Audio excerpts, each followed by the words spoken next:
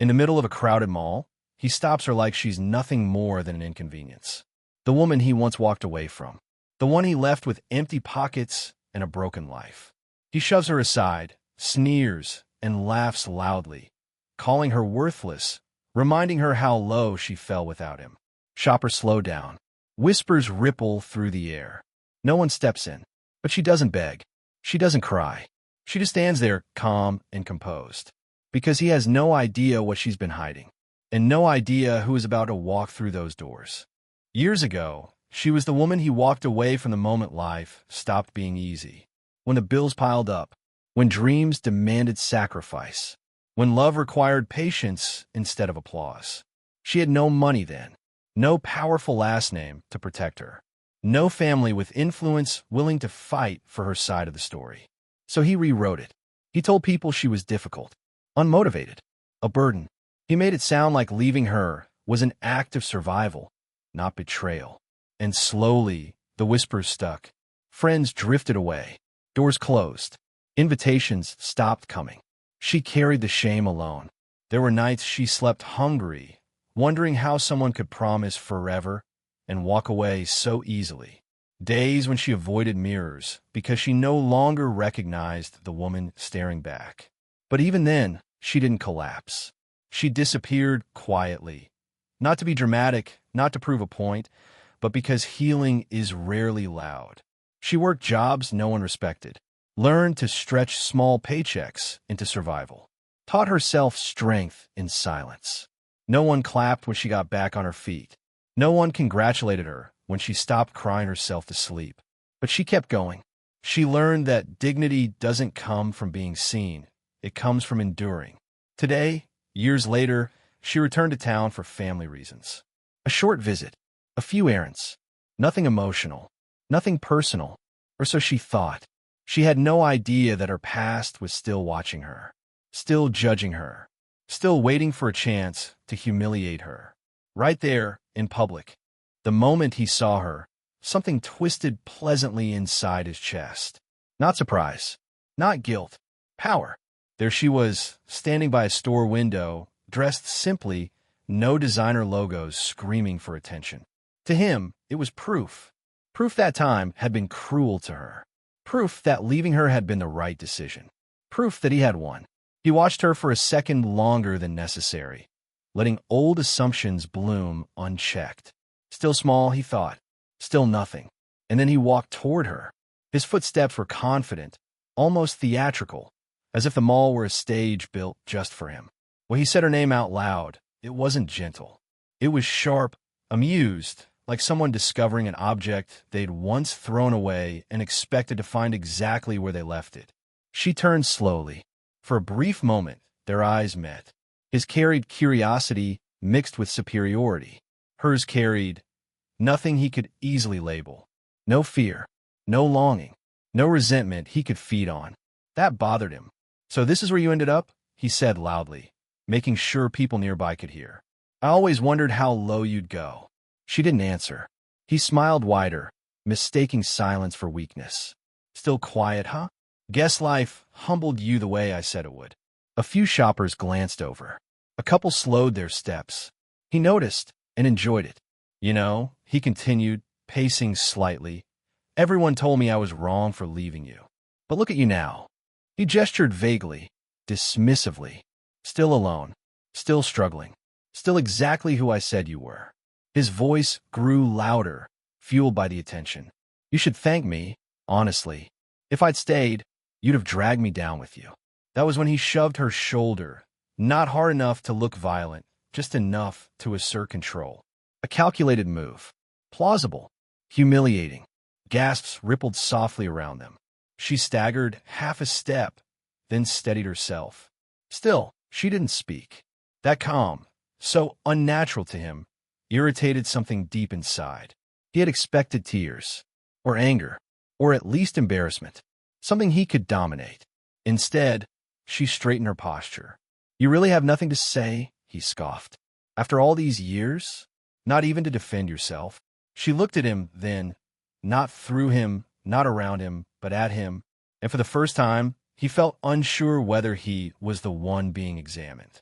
I don't need to, she said quietly. The words were soft, but they landed heavy. He laughed too quickly. Right, of course. Because you've got nothing. No career. No future. No one. He leaned in closer, lowering his voice just enough to sound cruel instead of loud. Tell me, are you still blaming me for how your life turned out? Or did you finally accept that you were the problem? People were openly watching now. Some frowned. Others whispered. Still, no one intervened. She exhaled slowly, as if centering herself. I don't blame you, she said. I outgrew you. That was not the response he wanted. His smile faltered just for a second. Then arrogance rushed back in to cover it. Outgrew me, he repeated, mocking. You're standing in a mall with nothing to show for your life. Don't flatter yourself. He circled her slightly, predatory, enjoying the imbalance. You always had this talent for pretending you were stronger than you are. Remember how that ended? She remembered. She remembered the night he packed his things without warning. The way he avoided her eyes when she asked why. How he told her she was lucky he stayed as long as he did. But memory no longer owned her. She lifted her gaze again, steady, unflinching. You're still talking, she said calmly, because you think this moment belongs to you. That unsettled him more than he cared to admit. He sneered. Oh, it does. Everyone here can see it. You're exactly where I left you. She almost smiled, but stopped herself, because this wasn't about proving anything. Not yet. Behind her calm was a truth he couldn't imagine, a life he had no access to, a strength built quietly, far from his cruelty. And somewhere beyond the mall's glass doors, footsteps were approaching, measured, confident, expensive. The kind of footsteps that change rooms when they enter. He didn't hear them, but she did. And for the first time since he opened his mouth, she felt something close to peace. Because his arrogance was about to meet a reality it could never bully. What he never knew, what he never bothered to imagine, was that her life didn't end when he walked away. It began. After she disappeared from that town, there were no dramatic reinventions, no viral success stories, no sudden miracles, just quiet mornings, long nights, and a woman learning how to trust herself again. She worked. She healed. She rebuilt. Not in ways the world applauds, but in ways that last. It happened slowly, almost invisibly. She took a job that barely paid enough, then another that paid a little more. She learned how to speak up without apologizing, how to say no without fear, how to stop measuring her worth by someone else's disappointment. And then, when she least expected it, she met him. Not at a party, not through connections, not in a place designed to impress. They met in a moment that didn't look like destiny at all. He noticed her because she was kind to someone no one else noticed. He stayed because she listened, not to respond, but to understand. There was no performance between them, no power games, no need to dominate the room. He never asked about her past right away, never pushed, never pried. And when she finally told him about the abandonment, the humiliation, the years of rebuilding, he didn't interrupt. He didn't judge. He didn't try to fix her story. He simply said, "You deserve better. I'm glad you survived." That was it. No speeches, no promises, just presence. She didn't know then that he was a billionaire. Not the loud kind, not the headline kind, not the kind who needed the world to know his name. He valued privacy the way some people value power. He believed real influence didn't announce itself. It moved quietly, deliberately, with purpose. His wealth wasn't in flashy cars or visible excess. It was in choices, time, freedom, integrity. He never raised his voice, only his standards. Never controlled, only supported. Never demanded, only showed up. With him, she learned what safety felt like. Not the absence of danger, but the presence of respect. She chose not to announce her happiness. No social media reveals. No public declarations. No dramatic look at me now moments. Not because she was hiding, but because she didn't know the world proof. Her marriage was small, intimate, intentional. A few close friends. No photographers. No press. Just vows spoken softly and kept fiercely. She didn't change her name publicly. Didn't flaunt her lifestyle. Didn't correct rumors about her past. When people assumed she was still struggling, she let them. When old acquaintances looked through her without recognition, she didn't stop them. Because peace doesn't need validation. And so, standing in that mall years later, she wasn't pretending to be calm. She was calm. The man humiliating her had no idea that the woman he was talking down to had learned to negotiate boardrooms without raising her voice. That she understood power well enough to never weaponize it. That she lived in a world where respect was standard, not something begged for. He didn't know that the phone in her purse wasn't an object of desperation, but a lifeline to a man who trusted her judgment completely. He didn't know that the reason she didn't argue, didn't react, didn't defend herself, was because she had nothing left to prove to him. The truth was, she had already won by walking away. But life has a way of bringing truths into the open when dignity is tested publicly. As his voice echoed louder in the mall, as strangers stared and whispered, the balance began to shift. Not because she raised her voice, not because she revealed anything, but because the world doesn't tolerate arrogance forever. Somewhere beyond the glass doors, a familiar presence was arriving, not summoned by drama, but by timing. A man who didn't chase attention, but commanded respect the moment he entered a room. She felt it before she saw it. That subtle change in the air, that quiet turning of heads, that instinctive awareness people have when real authority walks in, without needing to announce itself. Her ex was still talking, still laughing, still convinced the past had frozen her in place. He had no idea that the life he once dismissed, the woman he once abandoned, was about to be seen clearly for the first time. Not because she demanded recognition, but because truth, when forced into the light, has a way of standing taller than arrogance ever could. The first sign that something had shifted wasn't the car. It was the silence. Outside the mall's glass doors, a sleek black luxury vehicle rolled to a smooth, deliberate stop, so quiet it barely announced itself. No screeching tires, no unnecessary drama, just precision, intent. A few shoppers glanced instinctively toward the entrance. Conversation softened, then stalled. The kind of hush that doesn't come from fear, but from recognition, from instinct. Two men stepped out first. Tailored suits, perfect posture, calm, scanning eyes. Not bodyguards in the loud, cinematic sense, but professionals who understood space, timing, and restraint. They didn't rush. They didn't push past anyone. They simply entered. And with them, the atmosphere changed. The man who had been humiliating her didn't notice at first. He was still riding the high of his own voice, still convinced the moment belonged to him, still smiling that crooked, superior smile, as if cruelty were a performance he expected applause for. "See," he said, gesturing around them. "Everyone's watching. This is who you are." But people weren't watching him anymore. They were watching her. The men in suits didn't glance at him. Not once. They didn't assess him as a threat, didn't acknowledge him as relevant. Their focus moved past him as if he were furniture, present but meaningless. They stopped a respectful distance from her. One of them inclined his head slightly. Not submissive, not performative, just correct. "Mrs. Hale," he said clearly, his voice calm and steady. "We're here to escort you." The name landed like a dropped glass. Mrs. Hale. A few people whispered it under their breath, tried to place it. Others reached instinctively for their phones, not to record drama, but to confirm reality. Her ex froze. The smile slipped from his face, not dramatically, not all at once, but slowly like something melting under heat. Confusion replaced arrogance, then disbelief, then a thin, creeping dread. He laughed once, awkwardly. "You got the wrong person." The man in the suit didn't even look at him. "We don't," he replied evenly. Another suited man stepped forward, holding the door open, not as an order, but an option. A courtesy. She hadn't moved yet.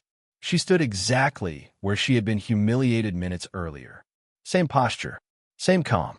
The only thing that changed was the way the room now seemed to orient itself around her. Her ex stared at her, eyes searching her face for clues, for mockery, for triumph, for some hint that this was all a cruel joke. But there was none. "Mrs. Hale," he repeated quieter now. "What is this?" She finally looked at him again, not with anger, not with satisfaction, not with revenge, with clarity.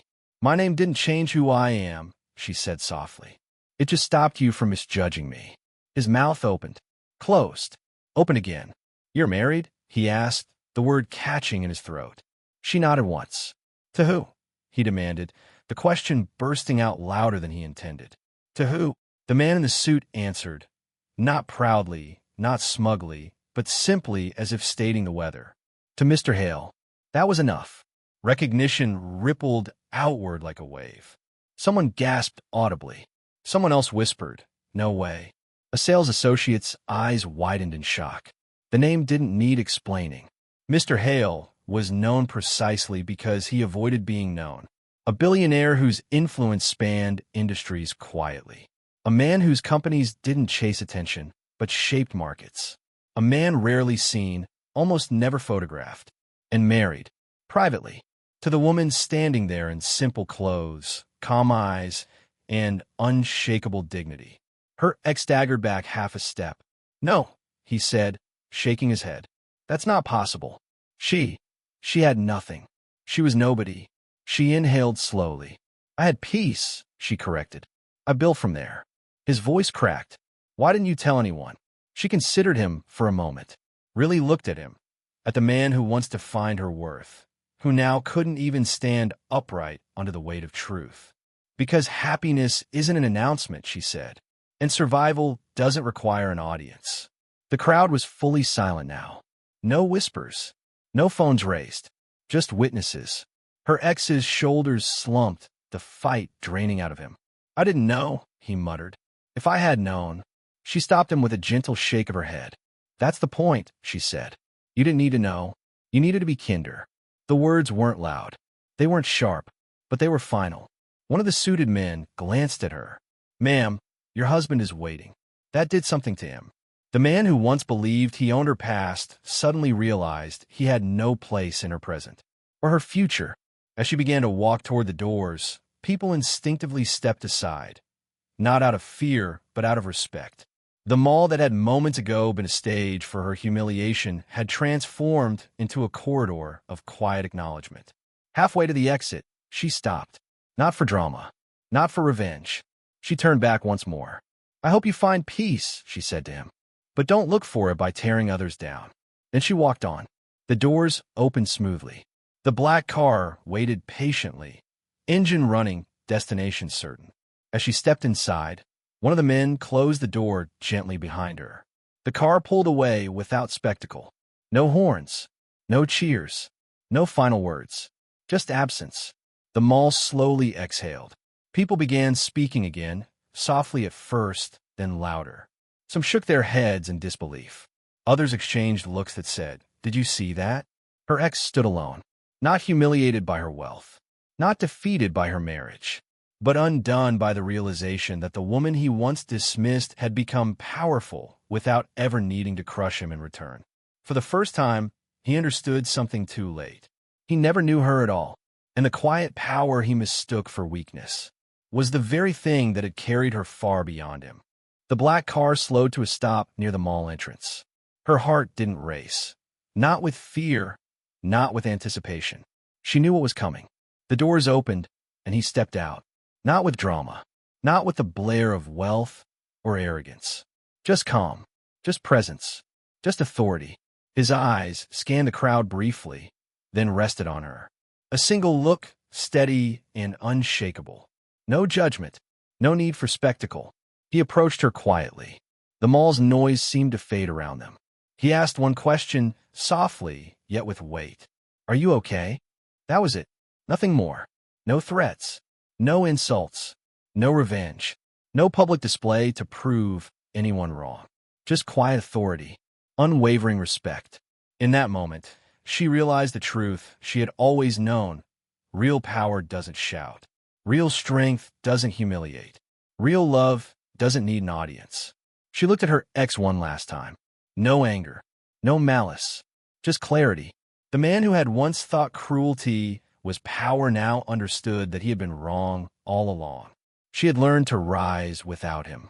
She had learned to thrive quietly, gracefully, and fiercely. Her husband took her hand gently, a subtle squeeze, reassuring, grounding, protective. She didn't need him to confront her past.